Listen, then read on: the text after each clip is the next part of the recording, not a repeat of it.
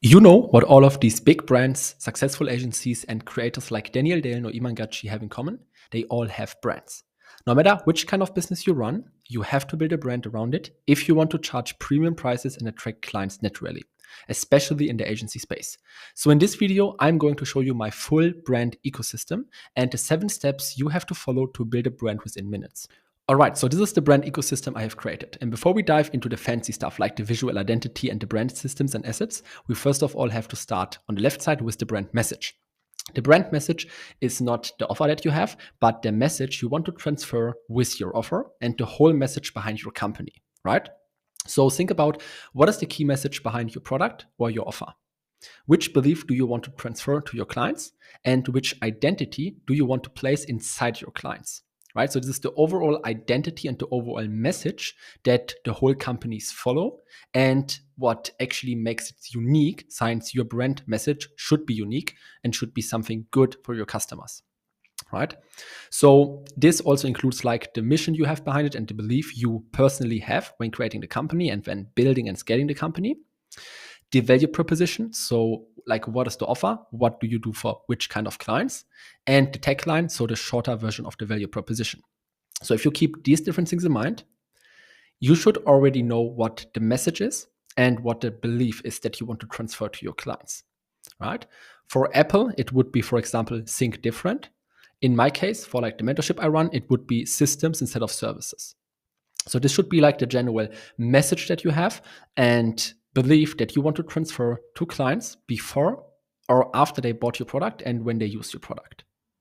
And this brand message will show up in everything you do and in all the next steps that we take. After you decided on the brand message, we move on to the brand personality.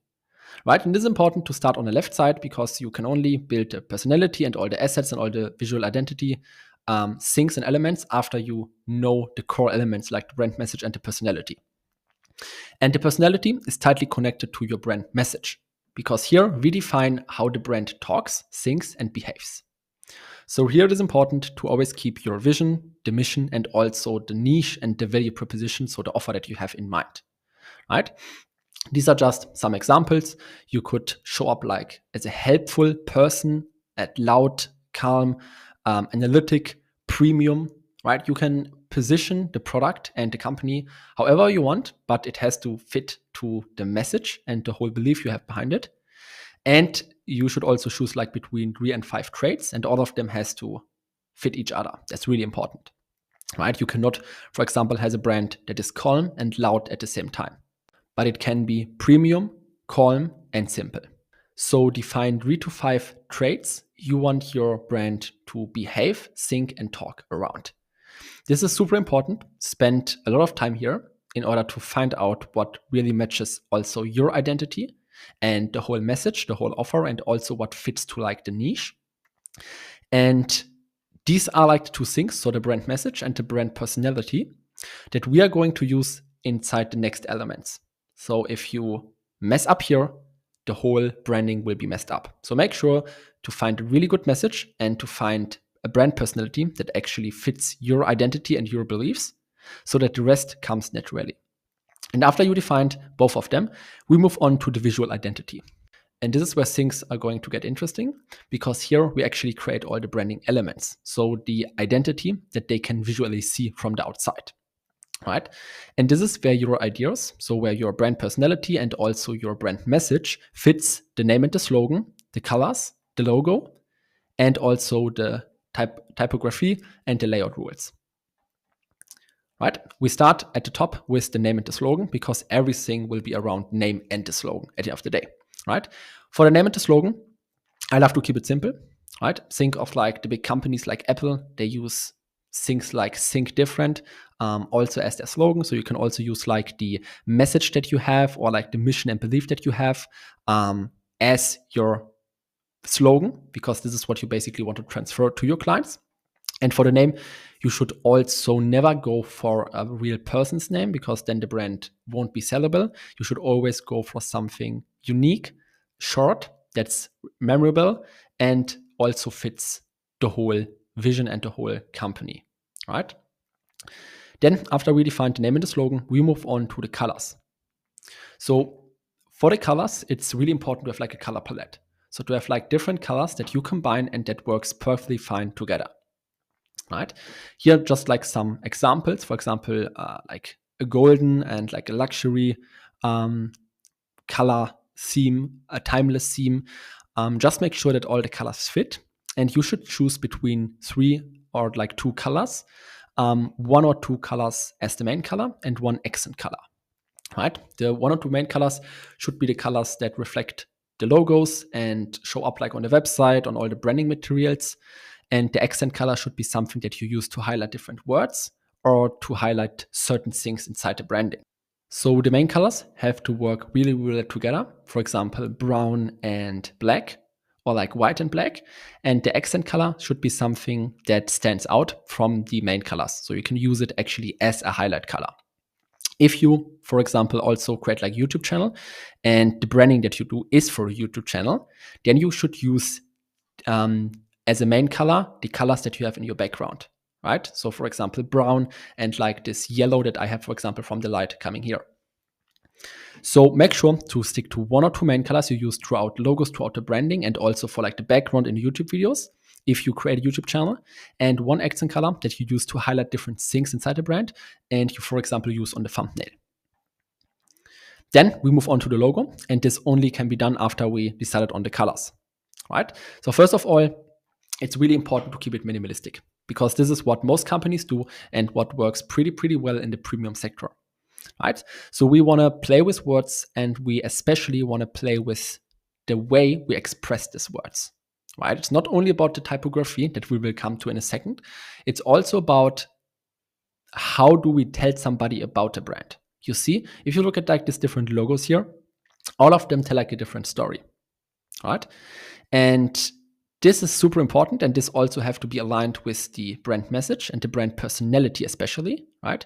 Because this would be, for example, like a premium branding, and this would be like a loud or like a rebellious like branding, right? So this everything comes down to like the first decisions we made here regarding like the message and like the personality, and all of these will reflect in the next things we do.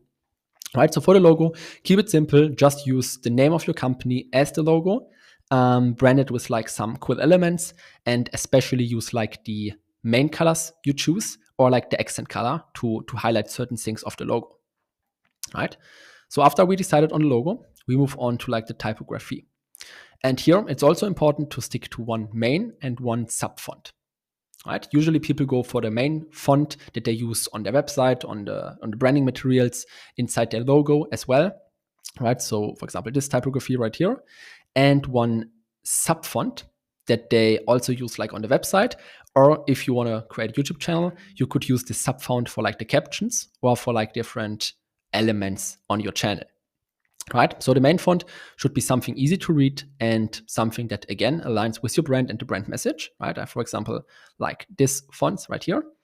This, in my opinion, is not a great font as the main font because it's too loud. It's not really good to read, right? But this could be a great sub font, for example, right? And really important, the main font also has to fit like the sub font. And yeah, like this could be also a great combination because this could be like the main font. This could be like the sub font because they are kind of the same, but this is still like, it feels like a sub font because it's like not so big, right?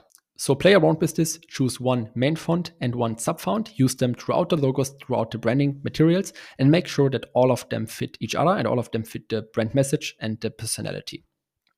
The last thing is the layout, right? Because we also have to decide like the spacing between the letters and the lines that we want to use, also throughout the website and throughout the logo, because this is super important, right? You see, if you have a look at the logos here again, they all have like different spacings, right? So this, for example, has a super tight spacing. There are like not much spaces between like the letters, but here you see there's like space between the letters. And this also has a big impact on how the brand is perceived, how the logo is perceived, and how your whole branding looks like, right? So for like loud or like aggressive brands, it works pretty well to have like the space in between. For premium brands, I would recommend you to keep it a bit tighter with less space in between, right? So also choose which layout rules you want to go for, right? So what's like the space between the lines? What's the space between like the elements? And do you want to have the text on like the left side, the center, or like the right side? Where should be like the alignment? And especially if you go for something unique. So if you, for example, want to align your text on the right side throughout all your brand elements, throughout your website and everywhere, this actually makes you remarkable as a brand, because the small things that you decide here and you implement, these are the things that will show up on every single element that you put out.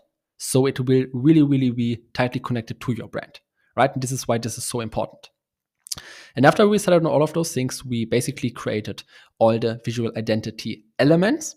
And you now have all the fundamentals that you can use throughout your branding materials, logos, websites, and everything you do and write in order to make all of them look great and the same. Right? Important note here, simple visuals amplify the message. Think of like Notion, Apple, or Stripe.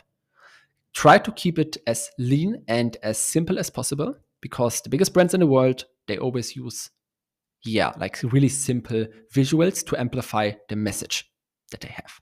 Don't overthink this, but put effort into it and try to make it great. The next step are the brand system and the assets, right? So this is what makes the brand repeatable across platforms, right? It's not like the elements, so like the fundamentals that we decided on in the last page here. So not like the colors or like the logos. It's more about your own style. So for example, the blog and the writing style, the thumbnail design, or like the intros and outros, right? If we take, for example, Apple as an example, this is a screenshot from their website. They always use less text to describe their products, right? So if you scroll to like the product pages of like the iPhones or like the iPads, you will see that there are really, really small and simple texts. And this is like the writing style that they have. For example, they have like less text to describe everything, to make it look really, really simple and cool, right? And every time you see like less text on a product page, you know exactly that this comes from Apple, because this is their own like brand system and asset. So it's what makes them repeatable across like the platforms, right? If you take, for example, a YouTube example, because as I said, like you can implement all these things if you also want to create a YouTube channel. If you take, for example, Daniel Dalen, a really known YouTuber, as an example, you also see the elements that he uses over and over again to make him repeatable, right? For example, his thumbnail style and also his colors. If you, for example, see this orange cycle, you normally always think about Daniel Dalen first, right? And also if you have a look at the thumbnails, all of them have like the same kind of design. So all of them have like some kind of text or like POV in like the background and like this big letters. And then we have some kind of travel background and him in the foreground, right? So all of them is like the same patterns and all of them have the same style. And this is what makes these brands repeatable, right? So figure out which styles in regarding of writing, the thumbnail design, or like the intros and outros you want to create that makes you remarkable across all the platforms. The next one is the distribution presence, because now we have to decide where the brand lives. Because there are like so many different channels you can use to express your brand and promote your products. But we should stick to 3 to 4 channels and really max them out to make sure that people also connect our brand to different platforms. Right? The most common ones are email, YouTube, LinkedIn, website or the funnel, Instagram, and TikTok. You should stick to 3 to 4 channels, and I would go for 1 or 2 social media channels, then the website and the funnel, and also like an email list. Right? This depends on the product that you have and the brand that you want to build, but keep it simple and make sure that the platform also resonates with the niche that you have, the offer that you have, and also, because this is all about branding, also resonates and fits with the brand message and the personality that you have. So if you have a luxury brand, for example, TikTok is maybe not the best choice, because this is more like for younger people and a younger audience, but LinkedIn or like YouTube would be a great choice. But if you have like a loud and like young brand, then TikTok could be the best choice. So make sure to decide where the brand should live and where people should see all the elements and all the assets that we created in the last steps. And stick to those channels to make them also yours and connect them to your brand. The next one would be the unique intellectual property. Means we have to define words or elements that people should connect to our brand. Right? This is kind of similar to the brand system and assets, But this here is more about the style. So the styles that we use across different areas, for example, the writing style and the thumbnail style. And this is more about words or things or elements that are always the same when they see us, right? For Apple, it could be, for example, the word ecosystem. When you think of Apple, you normally always think about like the ecosystem because everything is an ecosystem. For Nike, it could be the slogan, so just do it. For Alex Hormozi, it's like the tank top because every time you see him, he's like in a tank top, right? For Sam Owens, it could be his program, the Consulting Accelerator.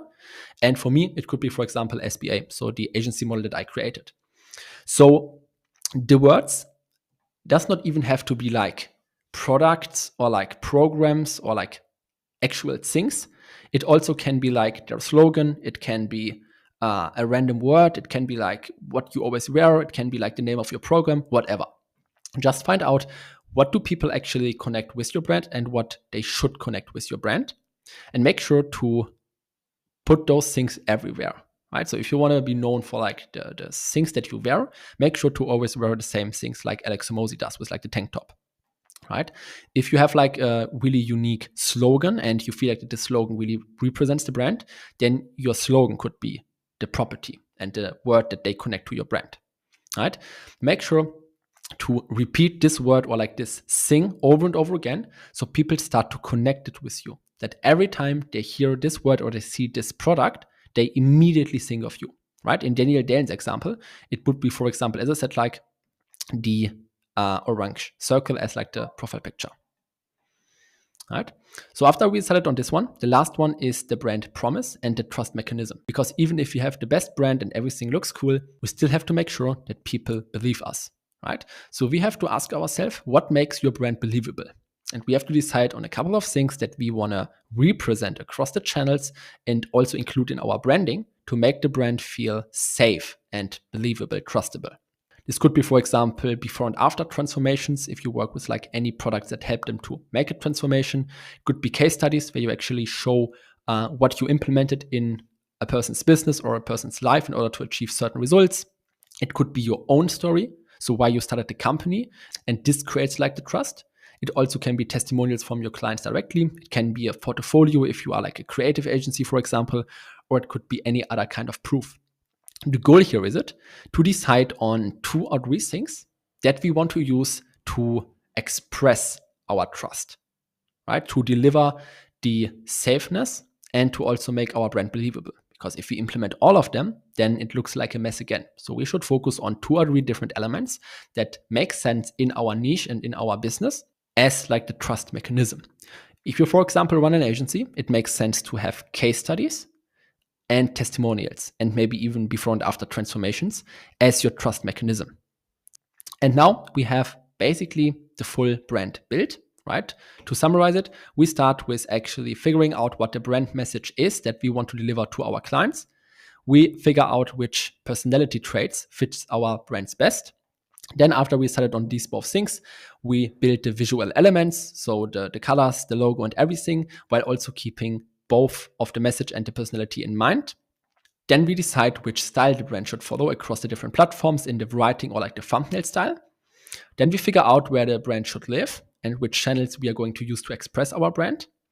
Then we choose different words or elements that we want people to connect to our brand and make them part of every video or every element you put out.